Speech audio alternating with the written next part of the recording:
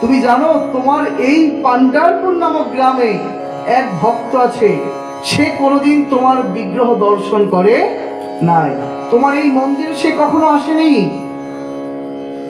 কিন্তু সে প্রতিদিন তার মাতা পিতার সেবা করে। বলছে তাই, এমন ভক্ত? তাহলে কে সেই ভক্ত? তাহলে দেখতে যেতে হয়। বলছে হ্যাঁ ভগবান, আপনি দেখে আসবেন। তখন একদিন ঝড় বৃষ্টির রাত, প্রচন্ড ঝড় বৃষ্টি হচ্ছে। তো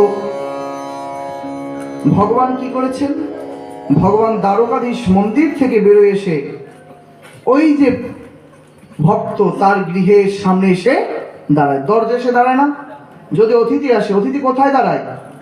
দরজায় দাঁড়ায়, আগে ডাক দেয়, তারপর অনুমতি পেয়েই তো ঘরে ঢোকে, নাকি সরাসরি ঘরে ঢুকে যায়? অনুমতি পেয়ে ঘরে ঢোকে।